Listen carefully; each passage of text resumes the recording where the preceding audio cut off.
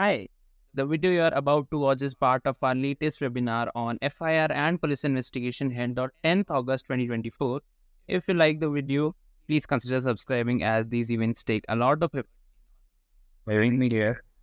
So, as expected, we are having a lot of webinars on these new criminal laws. And thankfully, we are having one on this FIR and investigation chapter because otherwise, this would have taken me a lot of time to study. But due to this webinar, I also studied it in time. So, without wasting much time, I'll start this webinar.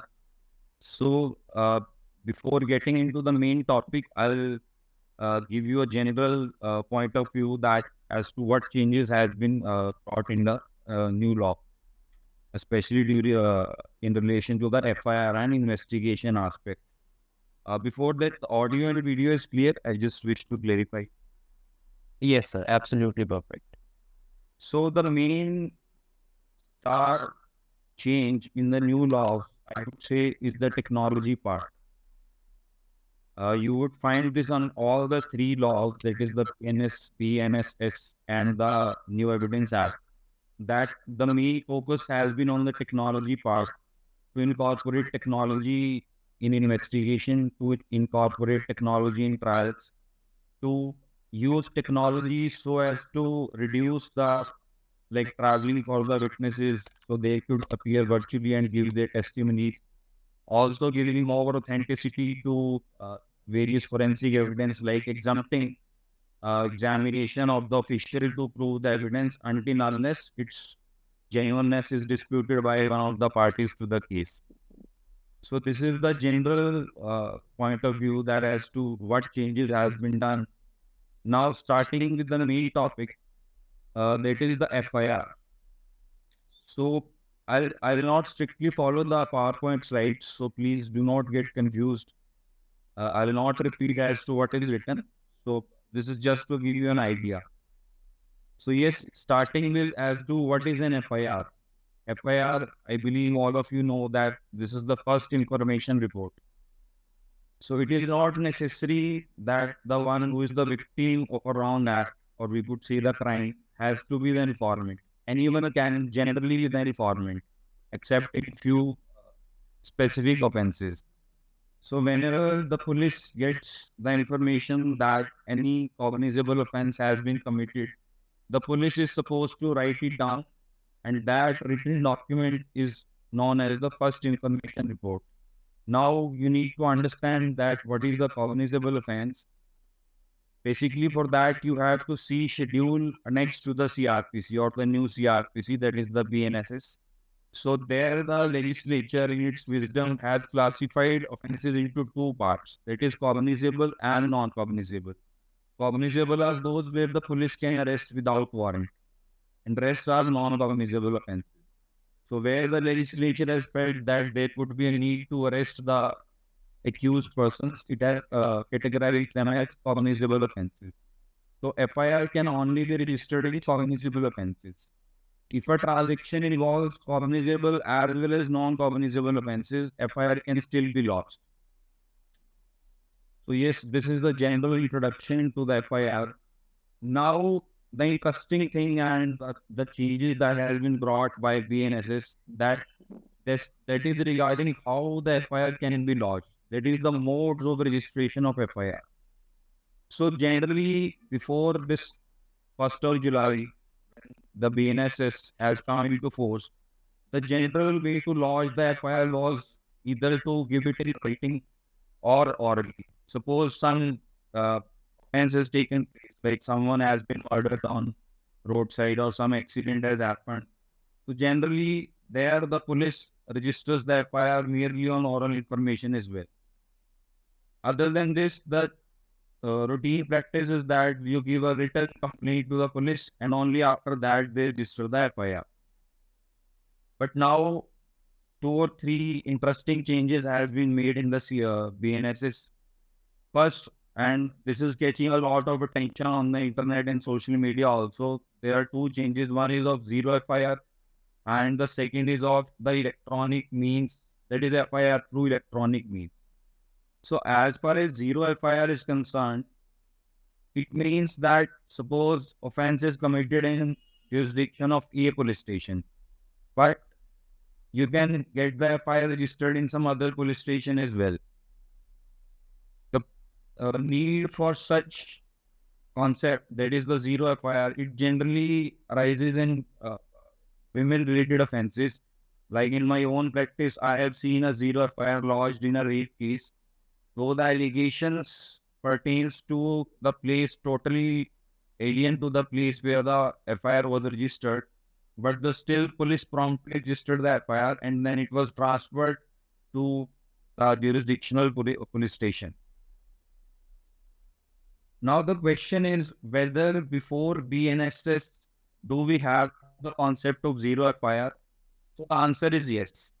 We definitely had it, but not in clear terms. Now this concept, though, was recognized by the Honorable Supreme Court as well as the High Courts in different judgments, but in practical life, the police never really registers the zero FIR in a routine manner. Though there are certain letters from the Home Ministry of 2014 and 2015 that the police should not hesitate to register zero FIRs. Understanding zero FIRs in simple meaning is that to register an FIR without having the territorial jurisdiction. Interestingly, I don't know how many of you have noted, but if you see the old section 154, you will find that there was no restriction that FIR cannot be registered irrespective of the fact police has the jurisdiction or not. On the other hand, if you see the sections that cover the investigation part, you would always find that the phraseology that is being used is that only the officer in charge of the police station having jurisdiction over the place of occurrence of offense can investigate. But as far as the registration of FIR is concerned, there was no restriction in the earlier law as well. But now the new law has brought certain clarifications regarding that. Moving forward, as I told you, the old ways of registering the FIR, that is orally and writing, so those were existing prior as well. The fourth thing that is added is through electronic means. Now, as to what is registration of FIR through electronic means is a very interesting and broad concept. It is not merely that you go to the website of the police and register the FIR. It is not limited to that. In fact, the word electronic communication is defined in the BNSS itself. You can see it in section 2. It covers various aspects like written, verbal, pictorial, and video.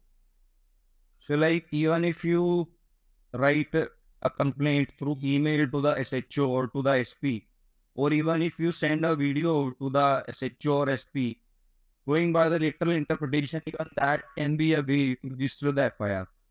Sharing my own experience, as far as even under the old law, I forwarded one video to the National Human Rights Commission. Though I didn't have much hope that anything would be done on that, but surprisingly, the video was actually referred to the jurisdictional police station of Yamunanagar. I, in fact, got many calls from the concerned SHO as well to pursue the matter, but since I had no personal role in the matter, so I requested them that you do whatever you feel right as per that video. Right. So this was like the two new ways as to registration of FIR. So one is zero FIR and second is through electronic means. This was what the new changes are in there in the modes of registration of FIR. Now, as you could see on your screen, the third point, that is the recording of statement of victim by women magistrate. You have to read this section 173 along with the new section 183, which was earlier 164 in the old CRPC.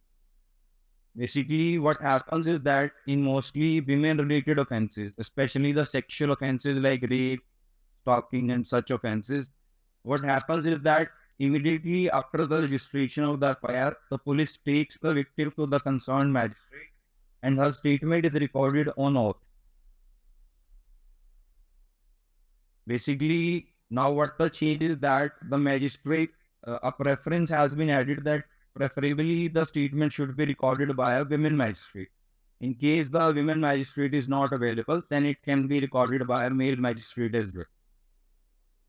Now, one more thing, and why which is again catching a lot of attention, is the concept of preliminary inquiry. Again, it is not that this concept did not exist earlier. It was there, but again, not in clear terms. Though the Lalita Kumari judgment deals with it, but it is very good on the part of the legislature that they have incorporated this concept in. As you could see on your screens as well, this has been limited to the offences where the punishment is from 3 to 7 years and not more than that. Now, but there is a certain question that this preliminary inquiry can only be done with the permission of the Deputy Superintendent of Police. So this, I believe, is a good caution so that this concept is not misused and the police, otherwise there was a fear that police could misuse it, like if some ordinary man goes to the police and prays that the FIR may be registered. So the police can misuse it, ask for a bribe and so on. And the preliminary inquiry, it has to be concluded within 14 days. And what is the purpose of preliminary inquiry is that to find out whether a prima facie case is made out or not. Yes. Can we move to the next slide?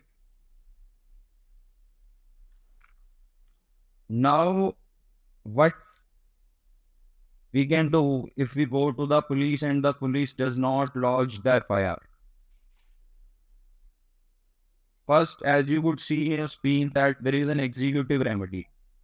If the concerned police station or the SHO of the police station does not register the FIR, you can write to the superintendent of the police of the concerned district that so and so thing has happened, but the FIR is not being registered. This concept was earlier there also. It's not that it's introduced for the first time. But what is the good thing is that now the new BNSS has brought in clear terms that even if after sending request to the SP, the FIR is not lodged, you can approach to the concerned judicial magistrate. So this concept was there in 156 clause 3 of the old CRPC, but it was not provided in such clear terms. It was basically covered in judgments like Sakhi, Vasu and others. So now there is a clear codified provision in section 173 that if the SP also does not do anything, then you can approach to the magistrate, judicial magistrate, to register and ask for a direction to the police to register the FIR. Now, one very crucial point that lawyers or new graduates need to keep in mind is that when you move an application to the magistrate under this judicial remedy to register, to pray for the registration of the FIR, affidavit is very necessary. You cannot give a simple application. Your application should necessarily be supported by an affidavit. And if affidavit is not there, on this sole ground, your request can be declined.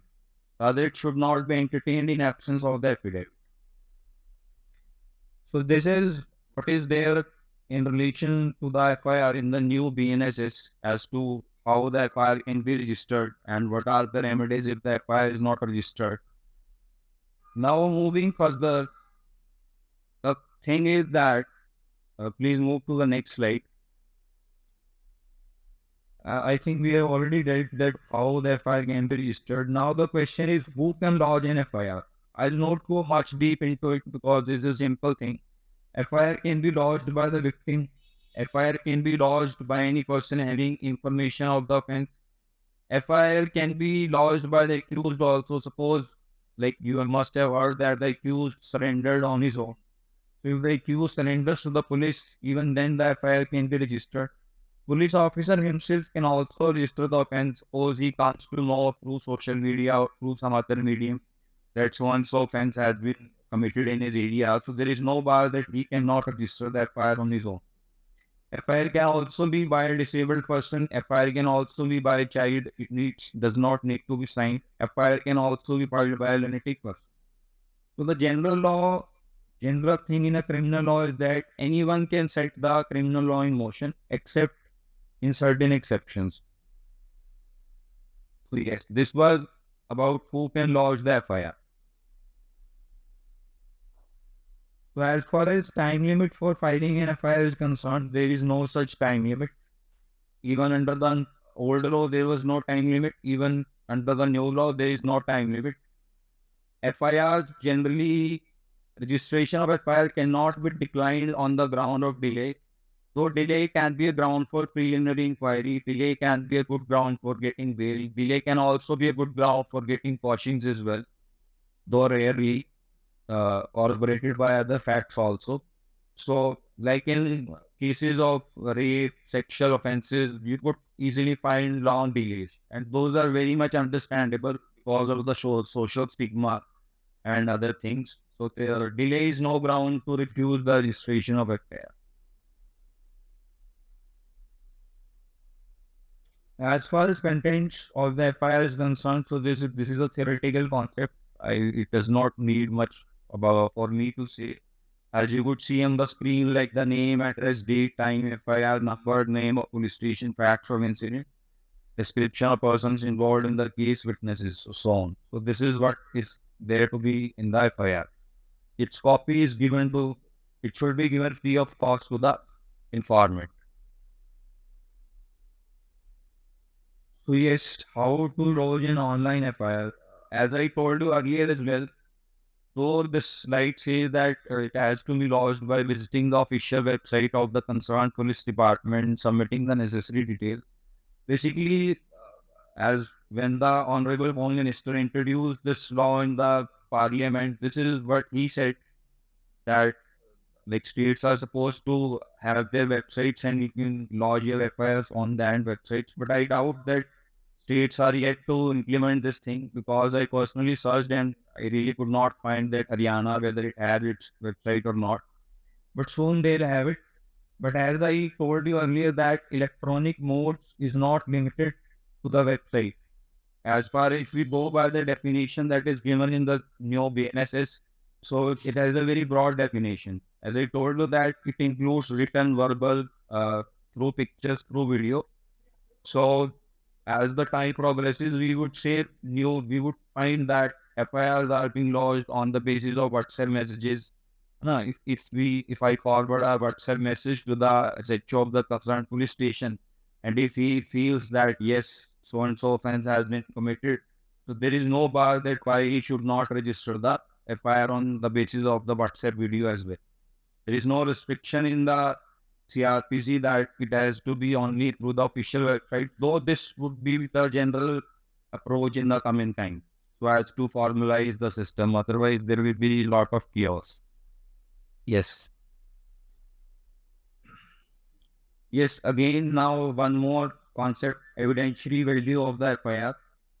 FIR itself, we can't say that is not a substantive piece of evidence. It is not something, it is not like a testimony on oath. Though it has a great importance, and in the trial and in actual practical litigation, it is of huge importance, like to contradict the prosecution. In bail also, it matters a lot whether the accused is named in the FIR or not for getting bail and quashing purposes. Now, as you would see that this Ramchandra judgment, it has mentioned three circumstances. One is of dying declaration, that if someone at the time of death files an FIR, so this may be treated as a dying declaration and might be a good piece of evidence and might get admissible.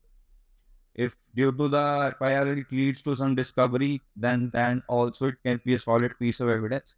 And thirdly, non-confessional statements in the FIR can also may be used as evidence.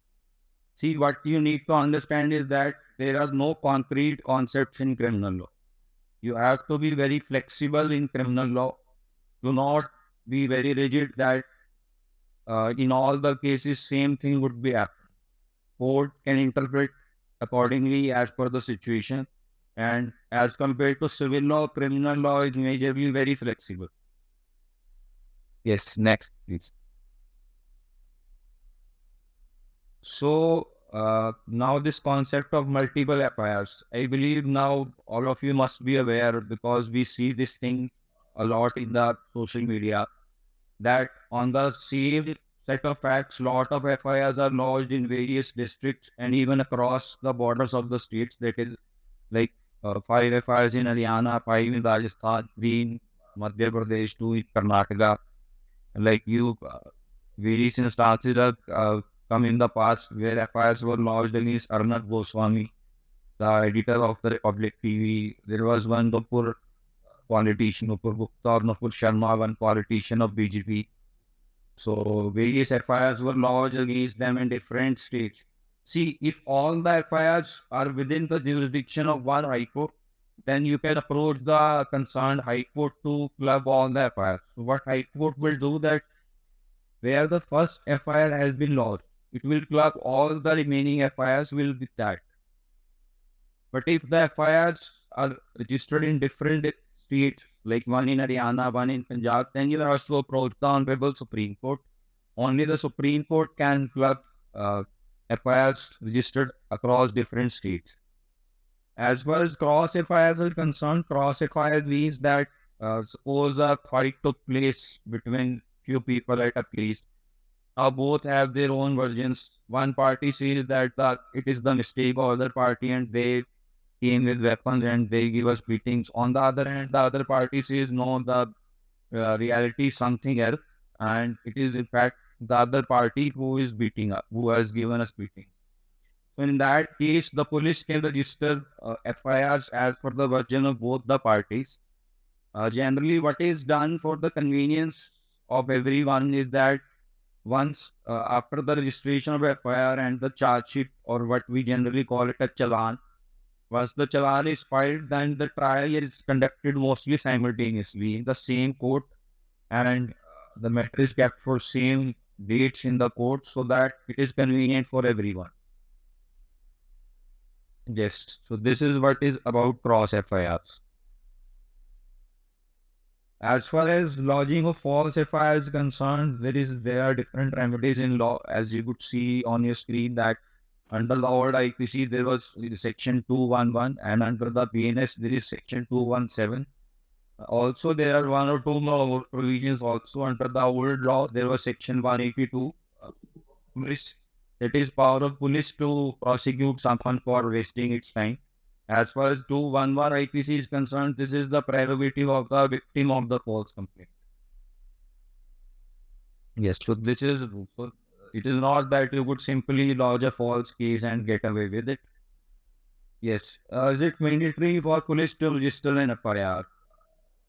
I believe if all of you are aware of this Lalita Pawari judgment, this is a very famous judgment taught in all law schools.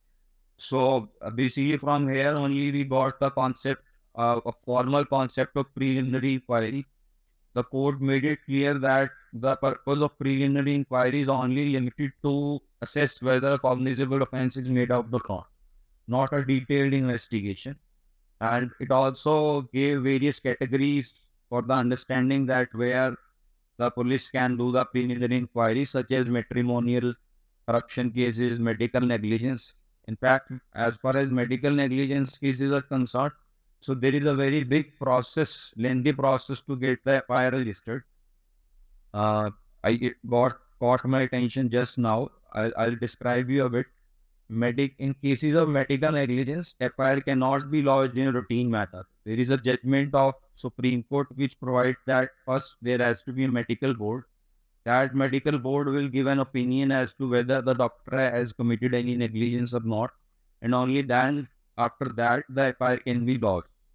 In fact, recently at my place, I have just come across a conviction because these medical negligence cases, the convictions are very rare. But just 2 or 3 months back, a gynecologist has been convicted by a magistrate. The appeal is pending with the additional sessions judge.